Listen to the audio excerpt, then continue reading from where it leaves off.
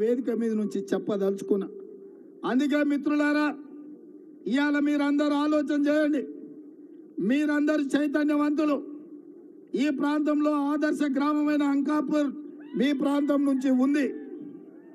దేశంలో రైతులు ఏ విధంగా ఉండాలో, రైతుల నిర్ణయాలు ఎట్లుండాలో నిజామాబాద్ ప్రాంత రైతుల నుంచి నేర్చుకునే సంస్కృతి ప్రాంతంలో ఉంది.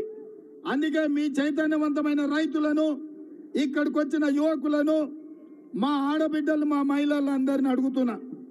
2014లో బీఆర్ఎస్ని గెలిపించను, 2019లో బీజేపీని గెలిపించను. వాడిని చూసిండ్రు, వీడిని చూసిండ్రు, ఇద్దరు కలిసి మిమ్మల్ని నిండా ముంచిండ్రు. ఒక్క అవకాశం జీవనానికి ఇవ్వండి. జీవనన్న ఆయనే స్వయంగా రైతు సమస్యలు తెలిసినోడు, పెద్ద మనిషి. ఆ బీజేపీ ఆయన అహంకారం ఆడరుగుళ్ళు ఉంటే ఎట్లుంటుందో బీజేపీ వాడికి అట్లుంటాడు.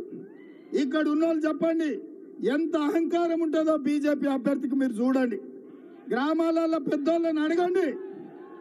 ఆయన బలుపు, ఆయన వాపు అవమానించే విధంగా 6 అడుగులకు అహంకారం ఉంటే అరవింద్ అవుతాడు తప్ప జీవనన్నలాగా రైతు కాడు.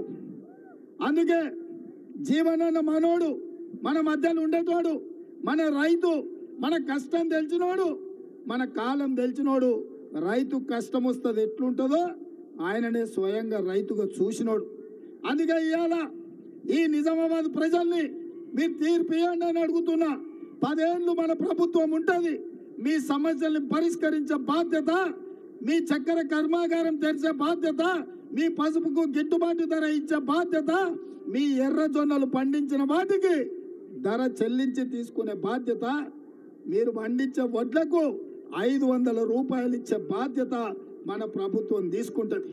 మీకు 2 లక్షల రూపాయల రైతు రుణమాఫీ చేసే బాధ్యత 15 ఆగస్టు లోపల అవి చేసి తీరుతా అని మీకు అందరికీ మాటిస్తున్నా. అట్లనే ఆర్మూర్ మున్సిపల్ చైర్పర్సన్ గారు చాలా విషయాలు, లావణ్య గారు చాలా విషయాలు కైతాలేవే, చాలా సమస్యల మీద పాపం రిప్రజెంటేషన్ ఇచ్చింది. కానీ నేను ఒక్క మాట ఇచ్చిపోతున్నా. ఎన్నికల కోడ్ అయిన ఎంబడే ఆర్మూర్కు మున్సిపల్ కార్యాలయాన్ని 16 కోట్ల రూపాయలు మంజూరు చేసి